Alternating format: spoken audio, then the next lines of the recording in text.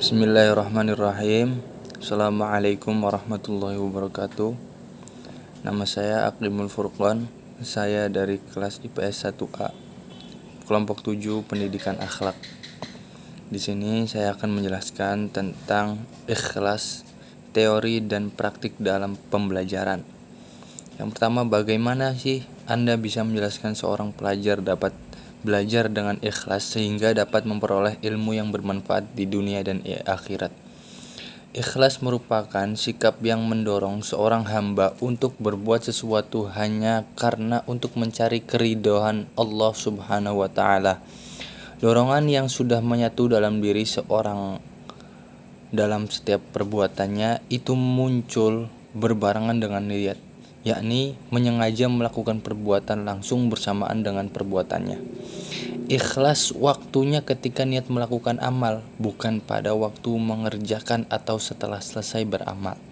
Ikhlas dalam bahasa Arab merupakan masdar dari akhlaso yang berarti memurnikan niat. Memilih kata dasar dari khalaso berarti selamat sampai menjadi murni. Menurut Imam Abu Hamid Al-Ghazali dalam kitab Qami'ut Tughyan, ikhlas adalah apa yang ada dalam tujuan amal murni untuk mendekatkan diri kepada Allah Subhanahu wa Ta'ala. Menurut Syekh Al-Junaid Al-Baghdadi mengatakan ikhlas adalah rahasia antara Allah dan hambanya. Tidak ada malaikat yang mengetahui dan mencatatnya, tidak ada syaitan yang mengetahui dan merusaknya, dan tidak ada hawa nafsu yang mengetahui lalu menyodongkannya. Berdasarkan penjelasan di atas, dapat disimpulkan bahwa ikhlas merupakan suatu sikap yang menjadikan niat hanya untuk Allah Subhanahu wa Ta'ala. Dalam melakukan ibadah, hati kita tidak boleh menuju kepada selain Allah dan diiringi dengan penuh ketulusan, semata-mata hanya untuk mendekatkan diri pada Allah Subhanahu wa Ta'ala. Belajar adalah perubahan yang relatif permanen dalam perilaku sebagai hasil dari pengalaman atau latihan. Belajar merupakan akibat adanya interaksi antara stimulus dan respon. Stimulus adalah apa saja yang diberikan guru kepada peserta didik, sedangkan respon berupa reaksi atau tanggapan peserta didik terhadap stimulus yang diberikan oleh guru tersebut. Sehingga apa yang diberikan oleh guru, stimulus, dan apa yang diterima oleh peserta didik, respon, dapat diamati dan diukur. Menurut Hamalik, belajar merupakan suatu proses, suatu kegiatan, dan bukan suatu hasil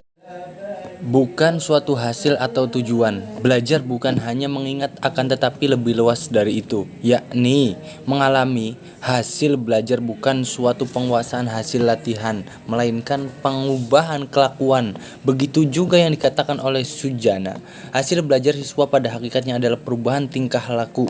Tingkah laku sebagai hasil belajar dalam pengertian yang luas mencakup bidang kognitif, afektif, dan psikomotoris. Beberapa cara belajar dengan ikhlas sehingga dapat memperoleh ilmu yang bermanfaat di dunia maupun di akhirat. 1. Niatkan belajar karena Allah dan mencari ridhonya. Rasulullah SAW bersabda, sesungguhnya amalan itu tergantung dengan niatnya. Hadis riwayat Bukhari Muslim. 2. Berdoa memohon kemudahan dan keberkahan ilmu.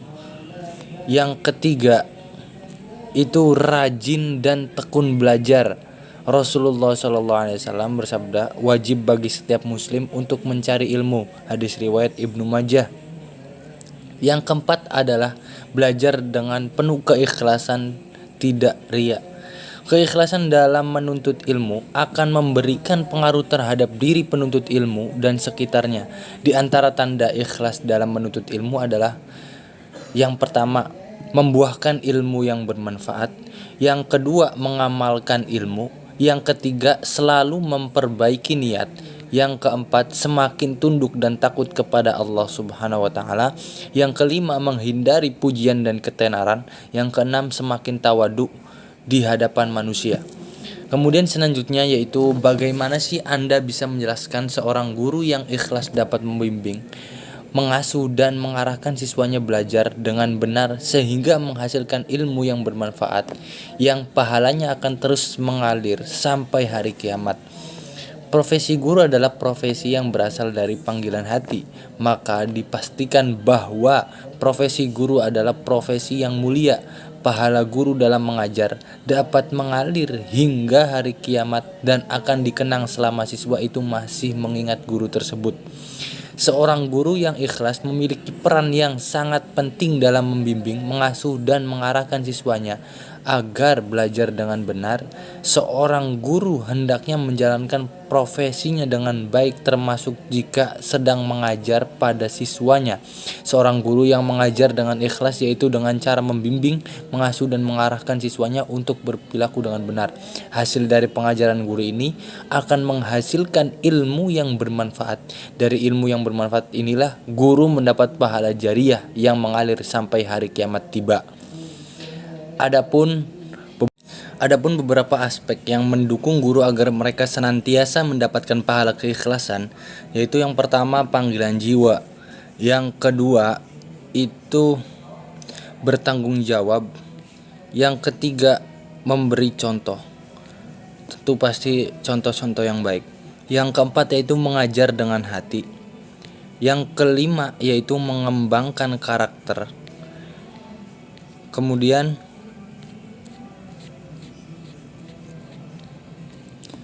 guru ikhlas berfokus pada pengembangan karakter siswa. Mereka tidak hanya mengajarkan materi pelajaran, tetapi juga nilai-nilai moral, kepribadian, dan akhlak mulia.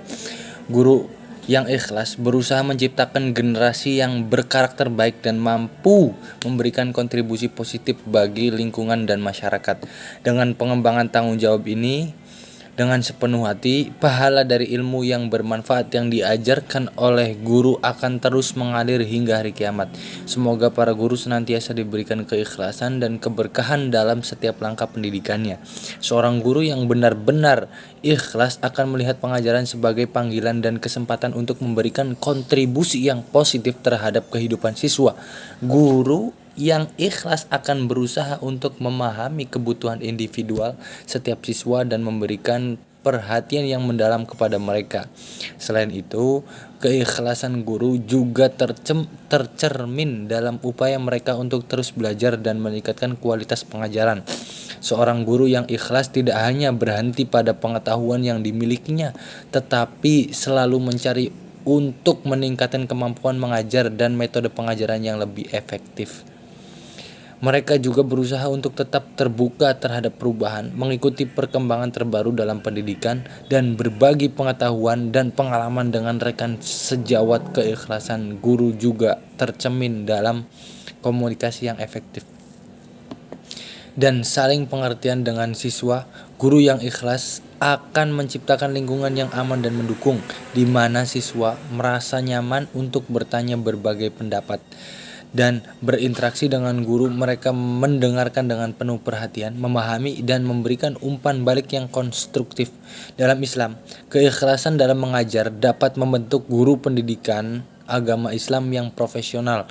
Oleh karena itu, seorang guru harus memiliki intelektual yang memadai, sehingga guru harus selalu memberikan dan menjawab kebutuhan siswa dalam menjalankan studinya. Seorang guru yang ikhlas memiliki peran yang sangat mulia. Ikhlas adalah kunci utama dalam membimbing, mengasuh, dan mengarahkan siswa dengan benar. Niat suci. Dalam pandangan Islam, pahala dari ilmu yang diajarkan oleh guru yang ikhlas akan terus mengalir kepada mereka, bahkan setelah kematian. Sebagai contoh, ketika seorang siswa mengamalkan ilmu yang diberikan oleh guru, pahala dari amal tersebut akan menjadi bagian dari amal baik sang guru. Begitu pula dengan setiap orang yang mengambil manfaat dari ilmu yang diajarkan dan mengajarkannya lagi kepada orang lain yang belum tahu. Dengan demikian, seorang guru yang ikhlas dapat membimbing siswanya belajar dengan benar hingga menghasilkan ilmu yang bermanfaat yang pahalanya akan terus mengalir sampai hari kiamat. Yang ketiga yaitu bagaimana sih apabila seorang pelajar tidak ikhlas dalam belajar? Kemudian buatkan contoh seorang pelajar yang tidak atau kurang ikhlas dalam belajarnya. Kemudian jelaskan apa saja efek negatifnya. Pembelajaran ikhlas merupakan salah satu aspek penting dalam pendidikan, terutama dalam pendidikan agama Islam. Ikhlas dalam pembelajaran dapat diartikan sebagai niat yang tulus dan ikhlas dalam belajar, tanpa adanya motif atau tujuan lain selain untuk mencari ilmu dan mendekatkan diri kepada Allah Subhanahu wa taala. Dalam pembelajaran ikhlas dapat diwujudkan dengan cara menghindari sikap malas, tidak bersemangat, dan tidak fokus dalam belajar. Sebaliknya, siswa harus memiliki niat yang tulus dan ikhlas dalam belajar, serta berusaha untuk memahami materi dengan baik. Selain itu, guru juga dapat membantu siswa untuk mengembangkan sikap ikhlas dalam belajar dengan memberikan motivasi dan dorongan yang positif. Dalam konteks pendidikan, teori ikhlas mengajarkan bahwa siswa yang harus memiliki niat yang tulus dan ikhlas dalam belajar.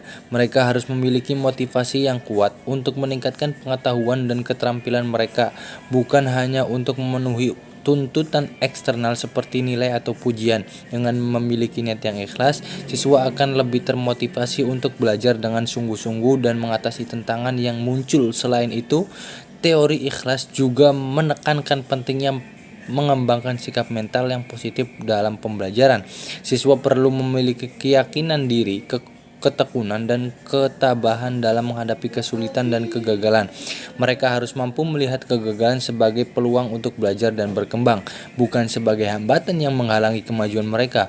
Guru juga memiliki peran penting dalam menerapkan teori ikhlas dalam pembelajaran. Mereka harus menciptakan lingkungan yang mendukung dan memotivasi siswa untuk belajar dengan ikhlas. Guru dapat memberikan umpan balik yang konstruktif, memberikan tantangan yang sesuai dengan tingkatan kemampuan siswa, dan mendorong siswa untuk mengembangkan sikap mental yang positif. Dalam kesimpulannya, teori ikhlas dalam pembelajaran mengajarkan pentingnya motivasi yang tulus dan niat yang ikhlas dalam belajar.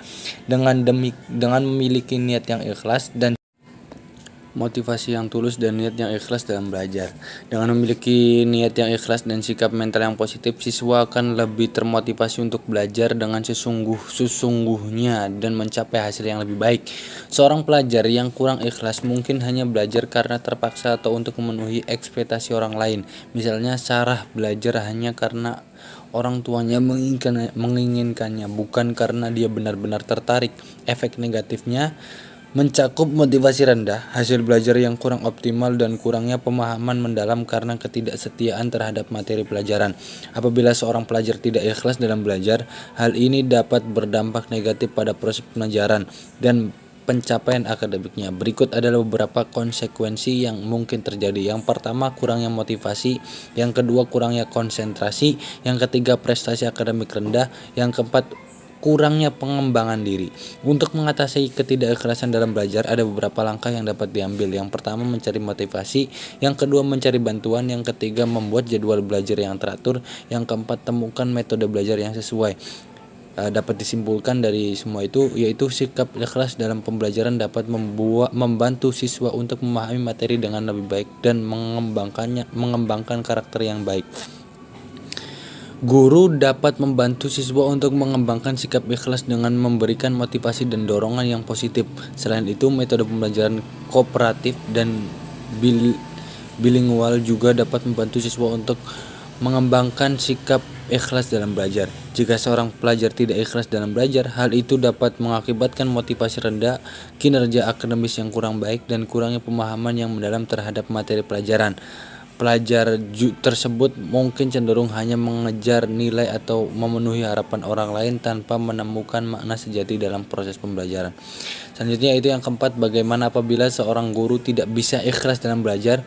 Kemudian berikan contohnya, kemudian jelaskan apa saja efek negatifnya. Guru digambarkan sebagai sosok yang sangat mulia, tinggi ilmunya, sederhana kehidupannya, dan luhur budi pekertinya. Ia memberikan ilmu kepada para murid dengan penuh kesenangan sekalipun tanpa imbalan, sehingga tak mengherankan jika guru dianggap sebagai sosok pahlawan tanpa tanda jasa. Dimanapun dan kapanpun, guru harus tetaplah guru. Guru harus dapat dapat digugu dan ditiru. Itulah gambaran sosok seorang guru yang ideal, karismatik dan penuh wibawa. Saat ini guru bukanlah tidak pintar, sistem pendidikan yang dikembangkan oleh pemerintah bukanlah tidak baik pula, namun ada satu hal yang hilang dari seorang guru, yakni keikhlasan. Keikhlasan sebagai ruh dari pendidikan nyaris terlupakan. Unsur ikhlas ini sekalipun sifatnya abstrak, namun memiliki dampak yang luar biasa. Guru yang ikhlas tak lagi mempersoalkan besar kecilnya imbalan, tak lagi menjadikan profesinya sebagai mata pencaharian. Hal itu sangat kontras dengan kondisi saat ini, di mana guru lebih sibuk dengan administrasi ketimbang mencari jurus jitu untuk menghasilkan peserta didik yang unggul dan berkarakter. Saat ini lebih kentara transfer of knowledge dibandingkan transfer of value, yang seharusnya antara keduanya seimbang. Ilmu yang disampaikan nyaris tanpa nilai. Dampaknya anak-anak menjadi cerdas tapi kurang etika. Anak-anak menjadi cerdas tapi berani melawan guru, melukai guru, mempidanakan guru, bahkan sampai berani membunuhnya. Sungguh miris dan sangat ironis. Contoh, seorang guru matematika tidak suka mengajar kelas 9 karena murid-muridnya bising dan tidak tertarik dengan pelajaran. Dia sering mengeluh, marah, dan tidak sabar dengan pertanyaan-pertanyaan mereka. Dia juga tidak mempersiapkan materi dengan baik dan hanya memberikan soal-soal latihan tanpa menjelaskan konsepnya. Dia merasa bahwa mengajar kelas 9 adalah sia-sia dan tidak memberikan manfaat bagi dirinya. Efek negatifnya yaitu guru tersebut tidak dapat memberikan pendidikan yang berkualitas kepada murid-muridnya. Murid-muridnya akan kesulitan memahami matematika dan mendapatkan nilai yang buruk. Mereka juga akan kehilangan minat dan motivasi untuk belajar matematika. Guru tersebut juga akan merusak hubungan antara guru dan murid. Murid-muridnya akan merasa tidak dihargai, tidak dihormati, dan tidak dipedulikan oleh gurunya. Mereka juga akan merasa takut, stres, dan tidak nyaman di kelas. Mereka mungkin menghindari, menolak, atau bahkan mengejek gurunya. Dampak negatif dari ketidakikhlasan guru dalam mengajar antara lain: yang pertama, kurangnya keteladanan; yang kedua, krisis moral dan etika; yang ketiga, kurangnya pembentukan akhlak siswa; yang keempat, kurangnya pengaruh positif. Guru yang tidak ikhlas tidak mampu menciptakan siswa yang berkarakter serta tidak mampu mengayomi dan mendidik sepenuh hati. Kemudian selanjutnya yaitu yang kelima. Yang kelima yaitu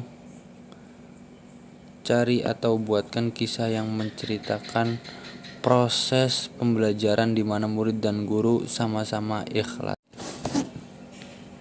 Kisah ikhlas murid dan guru di pesantren. Di sebuah pesantren di Jawa Timur, ada seorang santri bernama Ahmad yang sangat rajin dan tekun dalam belajar. Dia selalu mengikuti kajian-kajian yang diselenggarakan oleh para ustadz dan ustadzah di pesantren.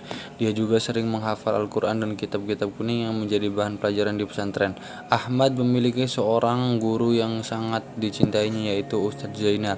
Ustadz Zainal adalah seorang alim yang sangat menguasai ilmu agama. Dia juga sangat sabar dan lembut dalam mengajar. Dia selalu memberikan perhatian dan bimbingan kepada santri-santrinya. Ustadz Zainal dengan hati yang ikhlas tidak hanya mengajar santri-santrinya begitu saja, tapi beliau juga mencari cara kreatif untuk membuat pembelajaran menjadi menyenangkan. Ahmad mengatakan sangat menghormati dan mengagumi Ustadz Zainal. Dia selalu berusaha untuk memenuhi permintaan dan harapan Ustadz Zainal. Dia juga selalu meminta nasihat dan doa dari Ustadz Zainal. Dia harap suatu hari nanti bisa menjadi seperti Ustadz Zainal. Ustadz Zainal juga sangat menyayangi dan mengapresiasi Ahmad. Dia melihat potensi dan kemampuan Ahmad yang luar biasa. Dia juga melihat keikhlasan dan ketulusan Ahmad dalam belajar. Dia berharap Ahmad bisa menjadi seorang ulama yang bermanfaat bagi umat. Suatu hari Ustadz Zainal mengajak Ahmad untuk menemaninya ke sebuah acara pengajian di luar kota. Dia ingin memberikan kesempatan kepada Ahmad untuk mendengar dan bertemu dengan ulama-ulama besar yang hadir di acara tersebut. Dia juga ingin memberikan kesempatan kepada Ahmad untuk berbicara di depan jamaah. Ahmad merasa sangat senang dan terharu. Dia merasa mendapatkan kehormatan yang besar dari Ustadz Zainal. Dia bersyukur kepada Allah atas karunia yang diberikannya. Dia berjanji kepada dirinya sendiri untuk tidak menyia-nyiakan kesempatan ini. Di acara pengajian tersebut, Ahmad mendengarkan dengan penuh khusyuk dan antusias. Setiap ceramah yang disampaikan oleh para ulama, dia banyak belajar dan mendapatkan ilmu yang bermanfaat. Dia juga berkesempatan untuk bertanya dan berdiskusi dengan para ulama. Ketika tiba giliran Ustadz Zainal untuk berbicara, dia memperkenalkan Ahmad kepada jamaah. Dia memuji-muji Ahmad sebagai santri yang cerdas dan rajin. Dia juga meminta Ahmad untuk menyampaikan beberapa ayat Al-Quran dan hadis yang telah dihafalnya. Ahmad merasa sangat gugup dan takut. Dia merasa tidak pantas untuk berbicara di depan para ulama dan jamaah yang banyak. Dia merasa tidak layak untuk dipuji oleh Ustadz Zainal. Dia merasa tidak memiliki apa-apa selain kekurangan dan kesalahan. Namun Ahmad tidak mau mengecewakan Ustadz Zainal.